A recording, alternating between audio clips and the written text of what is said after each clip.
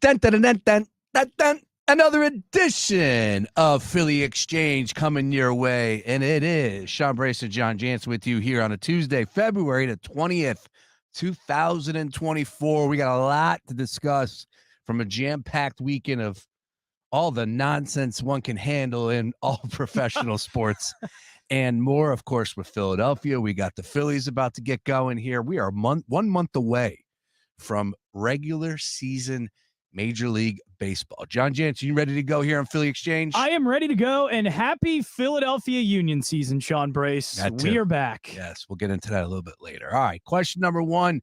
If you're new to this program, this is where we debate the Philadelphia sports topics that everybody is discussing. Jon Jansen, Sean Brace. All right, question number one. You can go first, John, because I think you probably know where I'm coming from since I came up with these questions. Are you more bothered by the All-Star game itself, which took place on Sunday, or the people that whine about said All-Star game? I know where you're going, and I actually probably agree with you. The people that are whining, because we do this with every All-Star game. We just did this with the NFL, so the NFL had to change. We did it, I think, with hockey, and it had to change. The only one we kind of liked was Major League Baseball, and that we kind of argued, well, is it worth putting in the home field advantage in the World Series for the winner? But it's like every other. We did this with the NFL for years, and we're going to do it with the NBA until it changes. Yes, it's a bad product. Yes, people are going to watch it. I think 5.5 million or something watched it. I think it actually got a solid rating. Of course, when you have LeBron James and you have Damian Lillard and you have Karl Anthony Towns, apparently, who thinks he's like one of the top players in the league and should shoot 35 times in an All-Star game, should. And not other players. It's boring, it's not great, and it's going to change eventually. Change to what? I don't know, but it will never, ever, ever, ever be like what it was. The NFL knew that, and the NBA is going to know that very soon. Adam Silver begged and pleaded for them to make this competitive, and NBA players went, yeah, maybe, sure, we could try, and then didn't. So now they know, and now they can change it up, and it's probably what they should do. It's been a long time since we've had a All-Star game that I felt good about. I'll tell you what, the Elam ending really started making me think differently about it, and they removed that. So I don't understand what the thought process was behind that.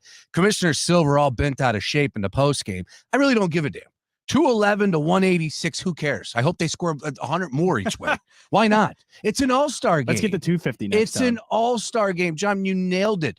When Bud Selig, who is still alive, decided to make a change in the Major League All-Star game, everybody lost their you-know-what. Putting maybe a little bit too much, putting the World Series home field advantage on the line. I get it. But at least there was some significant change, and everybody got so bent out of shape over it. It's an All-Star game. It's an exhibition. It doesn't matter if you pay these guys any more money, and I'm totally against that because that is just ridiculous. These guys are all making crazy amounts of money, and now all of a sudden you want to flash a couple more $100,000 in their face, and now they're going to be playing hard. I don't want that. I just want them to have some pride in the game. You know what? The All-Star dunk competition, you know what Dominique Wilkins won back in 1985? $12,000. Was that life-changing for him even back in 85? Hell no. Was it a lot of money? Of course. But stop it. These guys go hard in Summer League at the UCLA in front of 500 people max in a gym.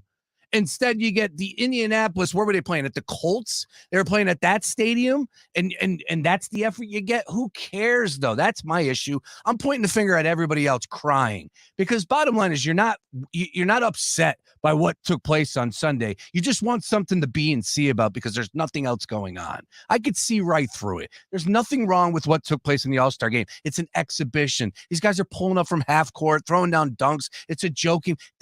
You're going to have every once in a while, you have some decent games, right? When it's clutch, when it's coming down the stretch, and you got some decent scoring going on both ways. This one wasn't. This was lopsided one way, and next thing you know, got out of form, and the next thing you know, we're at 211 for the winning team. Karl Anthony Towns, 50. He was 90 to 1 for MVP, and I was on that. So were you really? Yes, I was. So I was all about Damian Lillard stealing the bag from you. He stole from Halliburton more than anything. All I know is quit your whining, people. It's an All-Star game. Yeah, the theater of it, too, of looking back, well, look at Kobe Bryant wouldn't have let this happen. Also, we did this with the NFL. Sean Taylor, he played hard. He was hitting punters. He was jacking up punters. That's what All-Star games are about. But nobody else plays that way, and they're never going to play that way again. No. Now you do look at it and try and see, well, what would be fun? Should we do 3-on-3 3 basketball? Should we do something different? No. But no, the All-Star game is never going to be the same as what you want it to be, and who cares what it's going to Correct. be? I just, at this point, don't Let's care. just get just through concede. it. Concede the fact that it's never going to look like the way you want it to. Well, the Elam ending was pushing it in the right direction. They got rid of it for some odd I don't even reason. think that. I mean, that was okay. It made things competitive in what, the last couple minutes? Okay. I think it was. That's a couple more minutes more than what we got on Sunday. Yeah, I'm going to tune in just for is the Elam ending? Oh, okay, I'm going to tune into that. They're not trying to get you. Remember that.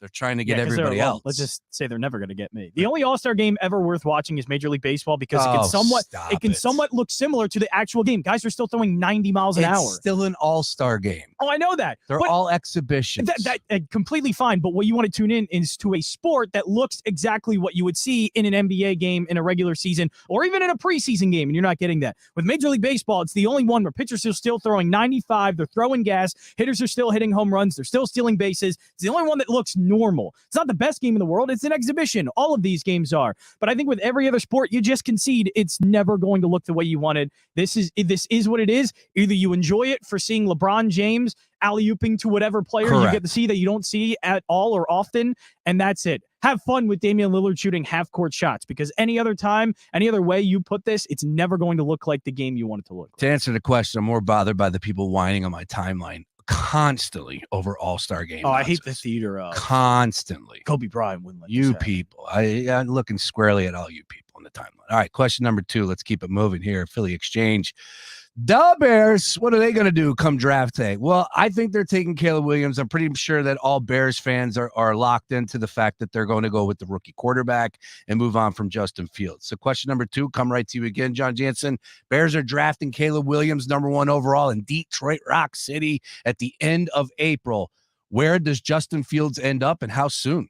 I would like to see Justin Fields end up in Atlanta. Atlanta needs a quarterback. We saw them try Desmond Ridder, and it didn't work. But I just like how explosive that offense can be. That offense is explosive at running back with Bijan Robinson, explosive with Drake London because he's a big play, big catch guy. Kyle Pitts, if they ever want to use him correctly or ever in an offense that they can pretty much spotlight him, that's an explosive player. This offense has a lot of talent, and I think Justin Fields would fit into it very nicely. Doesn't need to be an efficient one. It just needs to be one with big plays. Justin Fields can foster an offense like that because of his big play running ability. He does have a big-time arm. He doesn't have a decent deep ball, and you give him good players like Kyle Pitts and Drake London to throw to. I think it'd be a lot of fun, and I think it'd be interesting for Atlanta to use all of those different pieces to create what would be a very young, very big play-heavy offense. Atlanta is a good tie. He's from there.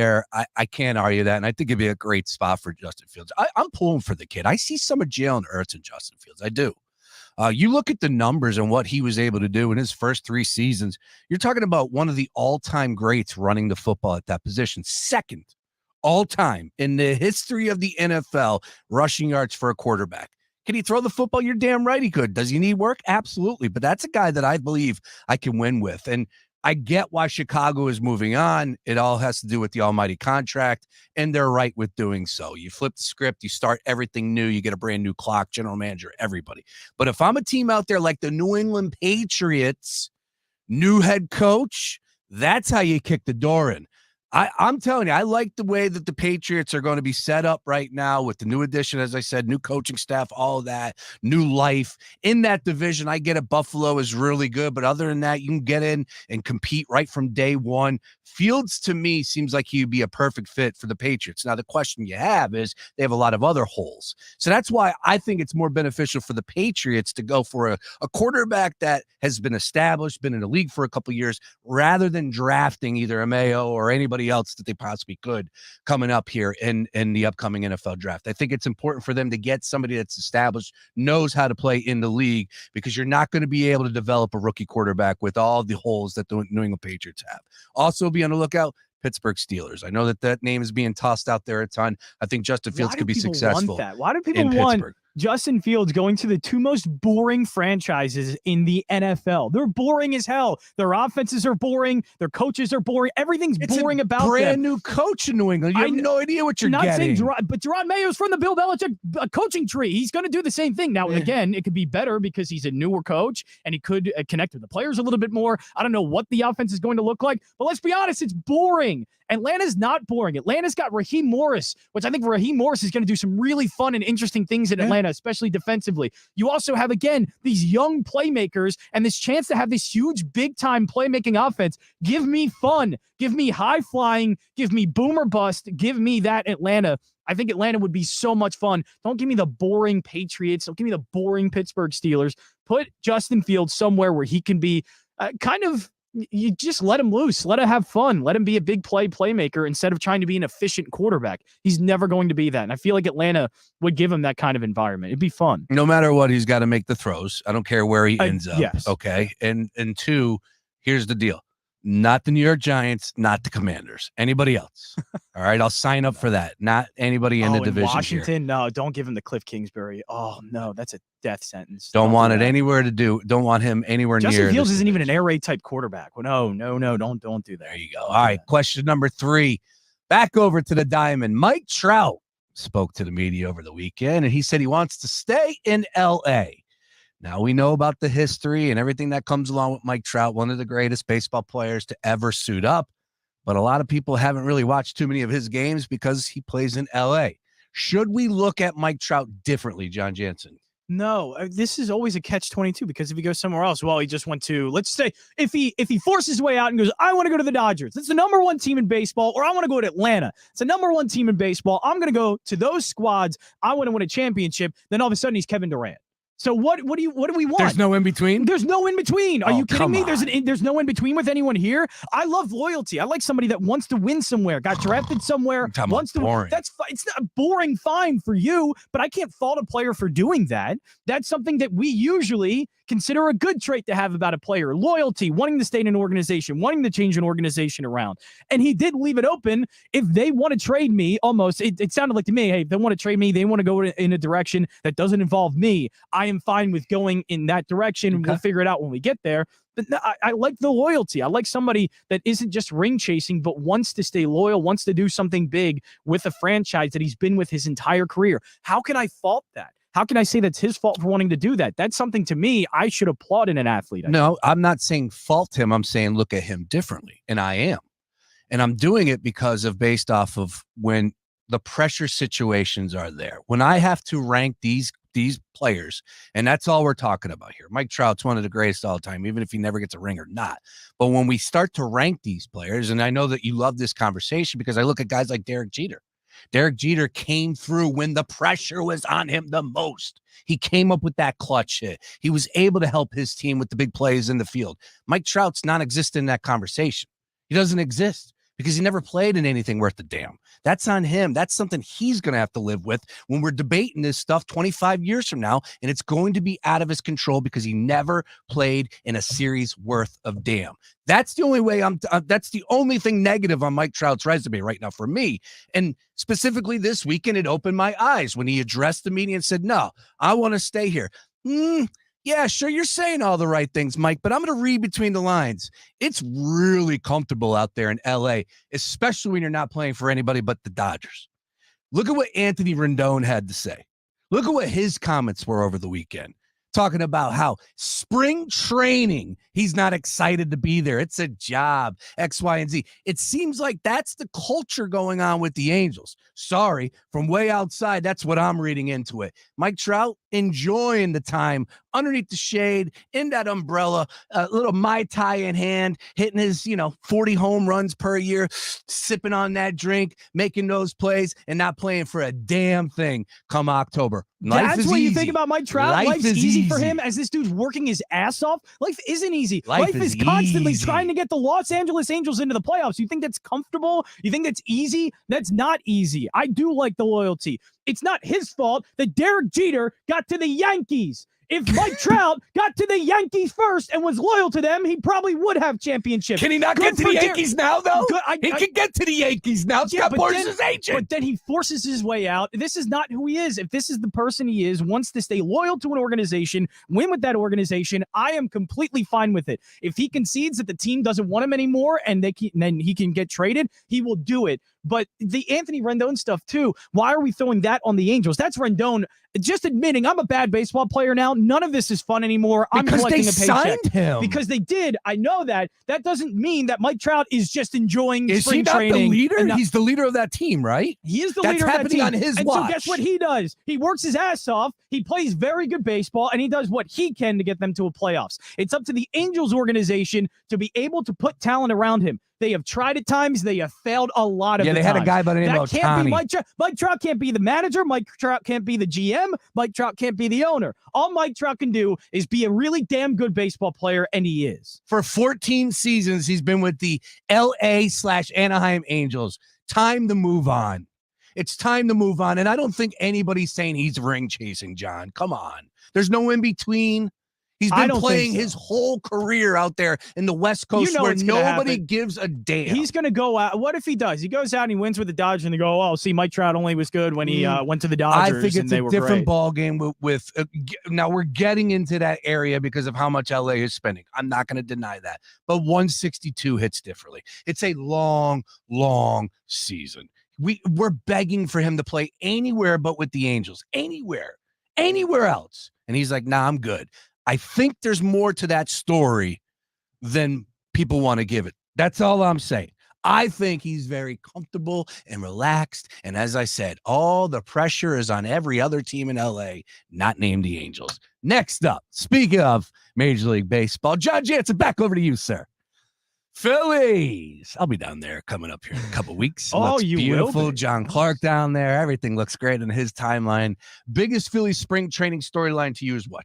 For me, it's going to be center field. If they can lock up Johan Rojas in center field, how he's going to look. Is he going to look like a Major League Baseball player throughout spring training? And pretty much, I think, to me, he has to still solidify that spot. I think he's a good player. I have high hopes for Johan Rojas.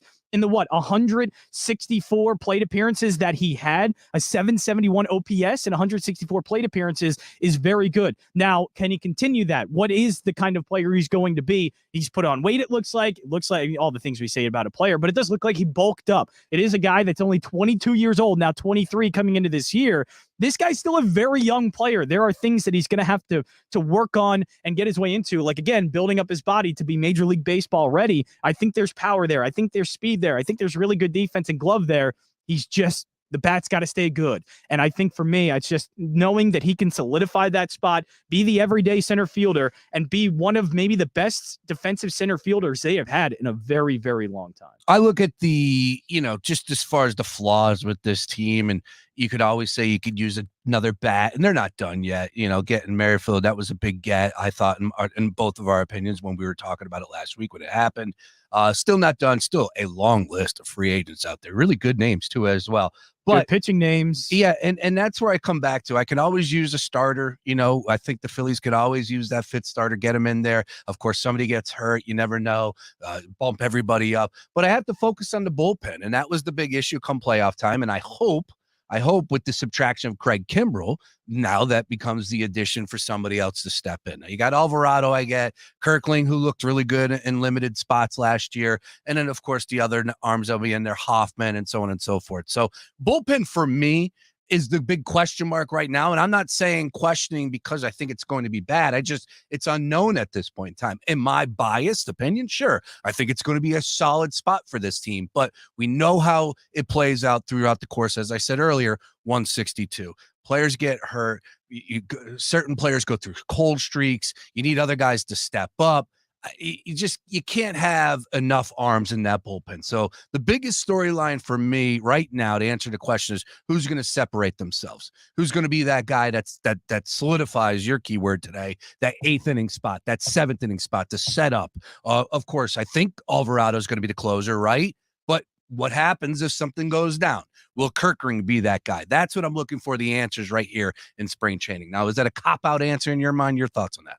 No, I don't think it's a cop-out because there are just a lot of unknowns with the bullpen and a lot of things that it's not like the Phillies have established veteran closers or bullpen pitchers all throughout the bullpen that we can rely on. It's guys like Jeff Hoffman, Guys like Orion Kerkering, Sir Anthony Dominguez, too, with all the injury problems that he's had. Gregory Soto wasn't really the best last year. Can he be better this year? It's arms that I like. Again, I love the stuff I saw from Hoffman. I think Hoffman does have legit good punch-out stuff with this fastball-slider combination. Orion Kerkering has this same thing. An electric fastball, has to work on that slider, has to be more reliable, and he can't ditch the fastball like he did in the postseason at the end of it last year. And Sir Anthony needs to stay healthy. There are things I like, the arms and the quality of the arms I like. It's just not comforting knowing that these guys don't have a long track record of success. The only one that they really have that has that track record is Jose Alvarado. He got hurt a little bit last year, but he's been relatively healthy. How long can they just rely on him to eat up all of these big innings throughout a Major League Baseball season? There's 162 games. You're going to need more than just one pitcher. Which guys are going to be reliable? Is it going to be Hoffman, Orion, Sir Anthony, Soto? Which one of these guys can step up? And I think that's to me one of the bigger questions is truly who in the bullpen is going to be reliable, because it might not be the same as last year. Different guys might show up. I'm hoping it's Hoffman, because I think Hoffman, to me, showed the most stuff out of all those guys last year. Sure. But who knows at this point? All right. Question number 5, Philly Exchange. Back over to the hardwood. We will, I believe our first NBA game back in the second half is Thursday. I know the Sixers play Thursday. So why not? Let's have some fun here. We fire up DraftKings Sportsbook, got the odds in front of us. The NBA Finals, Jon Jansen, come to you again. Number 1 here. The NBA Finals will feature. It shouldn't be this easy, but is anybody beating Boston? I want to be. I don't want to be chalky. I want to look at this differently. I want to look at other teams, but I can't trust Cleveland. No way I can trust Milwaukee. Thank you, Doc Rivers, for eliminating one of the best teams in the Eastern Conference. The New York Knicks. I like some of the things that they did once they got OG Anunoby, and Jalen Brunson's a really good player. But Boston's starting 5 is by far head and shoulders the best in the NBA. With the way Kristaps is playing, how experienced now Jason Tatum and Jaylen Brown are going to be into the playoffs, Drew Holiday, an experienced player as well. That starting 5, to me, is by far the best in the Eastern Conference. And again, they have all the things you like. They have the experience, they have the size, they have good wing players, they now have a ball handler, which was a problem for them at times last year. Everything's just kind of fitting into place. And this is how great Boston is as an organization. They take a swing at a guy like Kristaps, and now he makes them, to me, the elite of the elite. When it comes to the Western Conference, all right, so you took plus 150 on the East. I know, nice, right? Nice work there. Go ahead. I'm going to go with Denver. Denver's just going to get into the playoffs. Jokic is still playing like the best player in the NBA. They're on cruise control now. They can be on cruise control, though, because once they get into the playoffs, everything's going to be fine. I'm sure the second half is going to be much better than them. They're only 3 games back, though, from the top spot in the Western Conference. Right now, it's Minnesota, Oklahoma, and the Clippers in front of them. The only team that I see having a steady run in the second half could be the Clippers. But who knows with the injury problems that do arise with them, if Kawhi Leonard's going to be healthy the entire way. Oklahoma City, I love what they've done. I love the team. SGA's a great player. Can't trust it. Minnesota, definitely do not trust it. Denver's the steady hand, and I think now in the second half, we're going to see them ramp up a little bit more and realize once again Jokic is the best player in the league and that he's probably going to take them to another NBA final. Plus 255, hard to argue on the West. Of course, you're going with the champions from last year, reigning champions. And, so chalky, and I hate that. It's not chalky. They're not actually the favorite. They're not the favorite? Plus 255. I am going with the favorite in the West. I'm going to go with the LA Clippers. I don't think I have to explain why. It comes down to health. And if Kawhi Leonard, who looks pretty damn good right now, knock on wood, continues to be healthy, he's the best player on the floor. That's it. Both ways. Defensively, no one's better than him. Offensively, he doesn't miss. Dude is just a sharp shooter, and it goes in every single time. And of course, we know that better than most here in Philly with what took place in that series against Toronto. And of course, he went on to win that championship. Harden, they're not going to need much from. Paul George, great bench, coached well. Clippers are for real. It comes down to health. I don't think I have to go into any more in detail on that one. Over to the East, there is a team that could beat the Boston Celtics in a 7-game series. It's the 76ers. Oh, come on. That's it. Joel Embiid.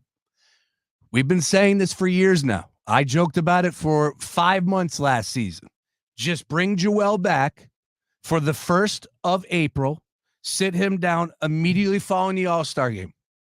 Sucks it played out this way, but it's exactly what I asked for last year and the year before. We're about to find out if this is the key to advancing in the upcoming postseason. Now, it's a big if, because Joel Embiid's going to have to be, number one, conditioned in the flow of things, right? It's going to take some time for him to get his wheels underneath him. But I believe that if everything went okay, he will be back first, second week of March. They'll get him acclimated, get him ready to go, bring him back for that first week of April. The playoffs don't start till April 20th. You got a nice timeline there for Joel Embiid to get himself together before the playoffs come. If Joel Embiid is healthy, with the additions of Buddy Hield, which will be far and away the best three-point shooter that he's played with, right? All due respect to J.J. Redick. I think the numbers benefit Buddy Hield. It's a good question. I'll have to ask Sean Bernard about that. No, I think at this point, Buddy Hield in his career is better than what JJ was. It's hard. I would agree. I would not agree with that, but that's fine. What That's JJ was then? I get it. Buddy Hield, the numbers are ridiculous. Anyways, it goes to my point. What they have done, what Daryl Morey did in this trade deadline, he should get more credit. And he will when Joel Embiid returns healthy. Hopefully that is this year. John, we talk about value. We talk about the V word a lot on this show. 12-1 right now to represent the East. 7-1, 6-1 when they were playing at their top. I like the 76ers. I think they're in a good spot right now. All has to come back to the big man. If the big man returns this year, Sixers, Clippers, and everybody's heads are going to explode in the NBA Finals. So that's the part that's fair. If the Sixers are 100% at the top of their game with the additions that they got with Buddy Hield, they are one of the best teams in the East. They are as good as Cleveland. They are as good as Milwaukee. They are as good as the Knicks. Yeah. And you could say probably better than those teams. That's a ton of wishful thinking. I get it. That is about as optimistic as you can be about a team that's number one player is hurt and then has to be 100% when it comes back, and then expel all of the demons that you have in the playoffs. Exercise the demons. Not only does Embiid have to be 100% physically, but then he has to play the best he's ever played in the playoffs that we've ever seen him play. It's too much. No, it's too much for me to think all could happen right when at the crux of it is Embiid still hurts. Like, we don't know if he's going to be at 100%, when he's going to be 100%, when he comes back, if he's physically in enough good condition, healthy enough to be effective in the playoffs. And then if he is all of those things, that he can just not be what he has been in the playoffs. It's too much. So I think, to me, the New York Knicks are a safer play. The Cleveland Cavaliers are a safer play. Milwaukee's not. They got Doc. That's your fault, Milwaukee. But none of it reaches any heights, any level to what Boston is right now. Just to let you know, 55-1 on DraftKings Sportsbook for the exact matchup for the Clippers to beat the Philadelphia 76ers in the finals, and for the Sixers to beat the Clippers in the NBA Finals. You really want that matchup? 110-1. That's the matchup you want? Give me some. John, they make it to an NBA Finals, I'm good. Even if they lose to James Harden, you're good. fine? I'm good. You're good? I'm good. I don't know. They make it to the NBA Finals this year. Oh, yeah. I don't know if I can handle that. I'm good. I will After watch all the crap every I game. talked. I will watch every game with a gigantic smile on my face. Do I want to win? Of course. But there will be nothing negative spoke about the 76ers if they make it to an NBA, if they make it to an Eastern Conference Finals this year. Nothing negative will come out of my mouth. Nothing. Because I believe in Nick Nurse. All right, 30 seconds. You go. Oh, JJ Redick, thank you for speaking a lot of truth about Doc Rivers and the excuses that he makes. But this is more than Doc Rivers. You got to point out Milwaukee. This guy has been this same way in Philadelphia, Doc Rivers. He makes excuses. The guy doesn't want to coach anymore. He's just cashing paychecks at this point. How did Milwaukee not see this? How did Milwaukee not see this coming? And they can't be comfortable or confident with the way Doc Rivers has been speaking about his team for the past 10 games. Me, it's not Doc Rivers. Foolish on you, Milwaukee, for thinking that this is going to work. Me, it's real easy. 30 seconds, folks. We're opening things back up. We ride. New season. Philadelphia Union. Braha Schmitz. 9:30 tonight, live and loud. I'll be DJing. We're going to have some fun. A lot of giveaways. I believe even some of those new kits as well. So stop on down. Braha Schmitz on South Street. Party starts at 9:30. Union take the pitch at 10 in Mexico. Be sure to follow Joe Tanzi, JTanzi90. Subscribe to his blog, all that good stuff. Union Soccer Podcast. That would do it. Nice work, Jon Jansen. As always, Philly Exchange.